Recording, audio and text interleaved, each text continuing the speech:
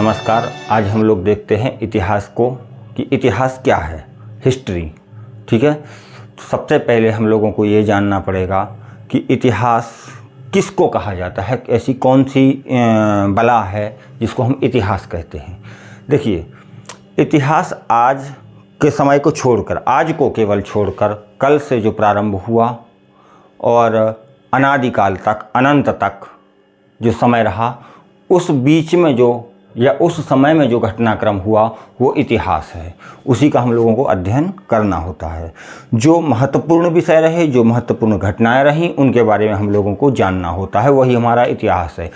जिन घटनाओं का कोई महत्व नहीं है, जिन घटनाओं का कोई विशेष महत्व नहीं रहा या जो महत्वपूर्ण नहीं है, उनको हम इतिहास में काउंट नहीं करते, या ये कहा जा सकता है कि उनका अध्ययन हम लोग नहीं करते। तो इतिहास मतलब हिस्ट्री। हिस्ट्री का जनक कौन है, इतिहास का जनक कौन है? सबसे पहले कौन ऐसा रहा जिसने इतिहास को जन्म दिया या इतिहास के लेखन को जन्म दिया, इतिहास का प्रारंभ किया कि हम लोगों को पुराने समय के बारे में, पुराने लोगों के बारे में, उनकी सभ्यताओं के बारे में जानना है। तो इसको सबसे पहले हेरोडोटस ने चालू किया। तो इतिहास का जनक भी हेरोडोटस को कहा जाता है। यहाँ पर एच से हिस्ट्री और एच से हेरोडोटस। तो इतिहास का जनक किसे कहा गया? हेरोडोटस को। देखिए, इतिहास को प्रायः 3 भागों में बांट दिया गया है। सबसे पहला है प्रागैतिहासिक काल, दूसरा है आद्य ऐतिहासिक काल और तीसरा है ऐतिहासिक काल। प्रागैतिहासिक काल क्या है, आद्य ऐतिहासिक काल क्या है और ऐतिहासिक काल क्या है? तो आइए देखते हैं। सबसे पहले हम लोग लेते हैं प्रागैतिहासिक काल को। प्रागैतिहासिक काल वह समय है, आज से लाखों वर्ष पहले का जो समय रहा है, जिसमें आदि मानव ने या कह सकते हैं कि आदि मानव के उत्थान का जो काल रहा है, या आदि मानव जिस समय में मानव में परिवर्तित हुआ, वो समय प्रागैतिहासिक काल में काउंट किया जाता है। प्रागैतिहासिक काल क्यों कहा गया इसको? क्योंकि उस समय मानव, ये प्राग ऐतिहासिक मतलब इतिहास का भी प्राचीनतम समय है। ठीक, इतिहास का सबसे प्राचीनतम समय है। इस समय में मानव का उत्थान हो रहा था, मानव इस तरीके से निवास कर रहा था, ये आदि मानव के तरीके से रहता था। ठीक है, इतिहास में प्रागैतिहासिक काल में प्रमुख ऐसी कौन सी घटना रही? देखिए, इस समय का कोई भी ऐतिहासिक साक्ष्य हमें जो प्राप्त हुए हैं वो लिखित प्राप्त नहीं हुए हैं। मतलब ये एक महत्वपूर्ण बात है कि प्रागैतिहासिक काल में कोई भी लेखन कला हमें या लेखन सामग्री हमें प्राप्त नहीं हुई है, क्योंकि इस समय पे कला का प्रारंभ हो गया था। उस समय के मध्य प्रदेश के भीमबेटका के पास से कुछ चित्रकारियाँ प्राप्त हुई हैं। वहाँ पे कुछ गुफाएं हैं। उन गुफाओं से जो चित्रकारियाँ हुई हैं, उन गुफाओं में जो चित्रकारियाँ हमें मिली हैं, जो हमने देखी हैं, वो कुछ इस तरह से हैं।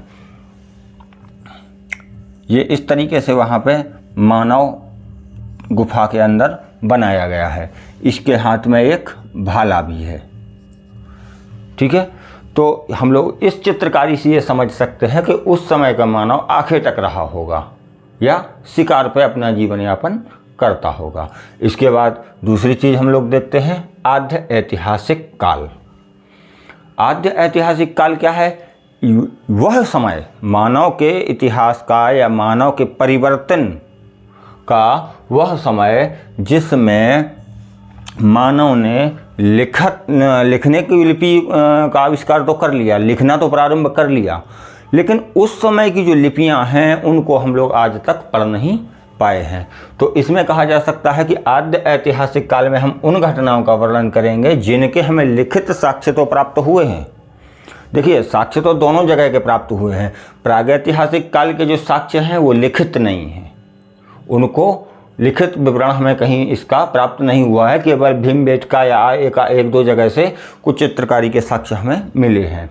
इसके बाद आद्य ऐतिहासिक काल। तो आद्य ऐतिहासिक काल में हमें लिखने की कला का तो उस समय विकास हो गया है। हमें पता चलता है कि लिखने की कला का विकास हो गया है, क्योंकि लेकिन उनको पढ़ना मुश्किल है, पढ़ा अभी तक नहीं गया है। इसलिए हम कह सकते हैं कि आद्य ऐतिहासिक काल में वो घटनाएं आएंगी जिनको पढ़ा नहीं गया है और जिनको हम केवल तथ्यों के आधार पर, जिनको साक्ष्यों के आधार पर उस समय के इतिहास का हम लोग अध्ययन करते हैं। इसके बाद आता है ऐतिहासिक काल। तो ऐतिहासिक काल में हम लोग प्रायः एक चीज़ देखते हैं कि इतिहास को प्रमुखतः 3 भागों में बांट दिया गया है। चूँकि ब्रिटिश इतिहासकार रहे तो उन लोगों ने प्राचीन भारत, मध्य भारत और मुस्लिम काल, हिंदू काल, इस आधार पर बांट दिया, हिंदू और मुस्लिम के रूप में बांटा।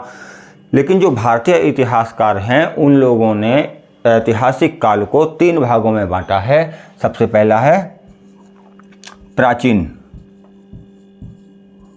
इतिहास, दूसरा है मध्यकालीन,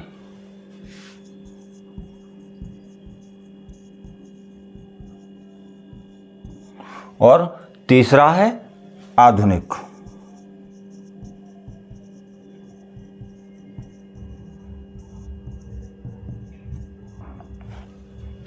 ठीक है,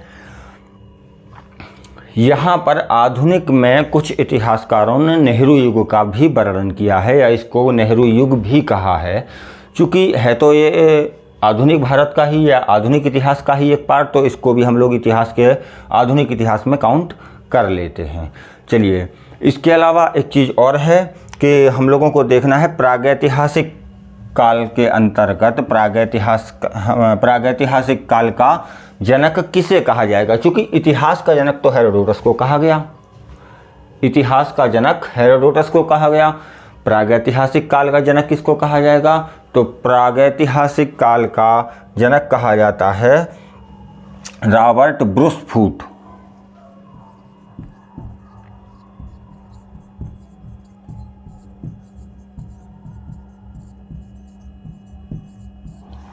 ठीक, प्रागैतिहासिक काल का जनक रॉबर्ट ब्रूस फूट को कहा गया है, या ऐसे याद किया जा सकता है कि प्रागैतिहासिक काल का जो जनक है वो रॉबर्ट 20 फुट।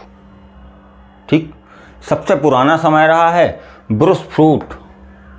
इन्होंने इसको सबसे पहले लिखने का इन्होंने, या इसके बारे में जानने का, इसके बारे में साक्ष्य एकत्रित करने का इन्होंने प्रयास किया, तो इनको इसका जनक कहा गया है प्रागैतिहासिक काल का।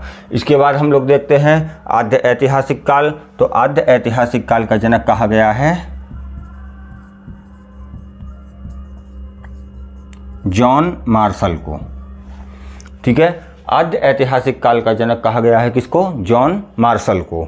आप लोग संभवतः इसको साथ साथ बोलते जाइएगा तो याद करने में आपको परेशानी नहीं होगी, या अब याद नहीं इसको करना पड़ेगा। तो आद्य ऐतिहासिक काल का जनक किसको कहा गया है, जॉन मार्शल को।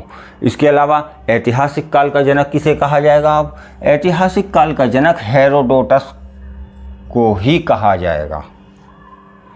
क्योंकि हेरोडोटस ने सबसे पहले प्राचीन, मध्यकालीन और आधुनिक इस रूप में तो नहीं लिया, लेकिन सबसे पहले इतिहास को लिखने का या क्रमबद्ध तरीके से करने का, क्रमबद्ध करने का, सुसंगठित करने का सबसे पहले प्रयास किसने किया, हेरोडोटस ने। तो हेरोडोटस को ही ऐतिहासिक काल का जनक कहा जाता है। अगर क्वेश्चन यहाँ पर बनता है प्रागैतिहासिक काल का जनक किसे कहा जाता है, तो यहाँ पर हमारा आंसर होता है रॉबर्ट ब्रूस फूट।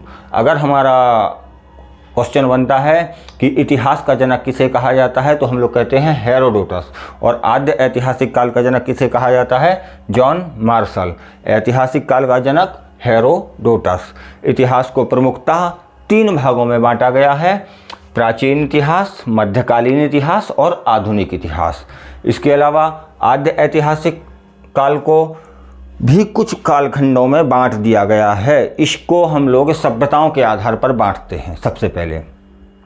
ठीक है, सभ्यताओं में जैसे मेसोपोटामिया की सभ्यता, प्राचीनतम सभ्यताएं जो 8 से 10,000 साल पहले की सभ्यताएं हैं या इससे भी पुरानी हैं, जैसे सिंधु घाटी सभ्यता, गंगा घाटी सभ्यता। इन सभ्यताओं के आधार पर हम लोग और आद्य ऐतिहासिक काल को बांट देते हैं।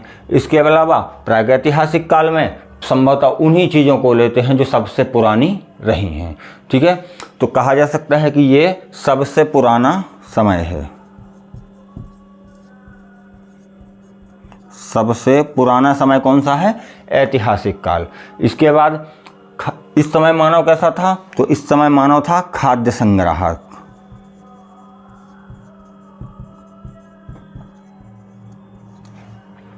ठीक, इसके बाद मानव इस समय खाद्य संग्राहक था, तो आखिर तक भी रहा होगा। आखिर तक था तो शिकार भी करता होगा, शिकार करता था। इसके साक्ष्य हमें कहाँ से प्राप्त हुए हैं? भीमबेटका से। भीमबेटका को इस समय विश्व की धरोहर में शामिल कर लिया गया है। अच्छा, एक चीज़ और है यहाँ पर कि प्रागैतिहासिक काल में ही मानव ने आग का आविष्कार कर लिया था या आग का उपयोग करने लगा था।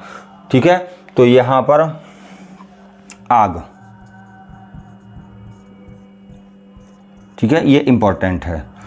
तो सबसे पहले आग का प्रयोग कब हुआ था, किस समय हुआ था? तो प्रागैतिहासिक काल में ही आग का प्रयोग प्रारंभ हो गया था। इसके अलावा देखते हैं हम लोग प्रागैतिहासिक काल के में कोई साक्ष्य विवरण या लिखित विवरण तो हमें मिला नहीं है।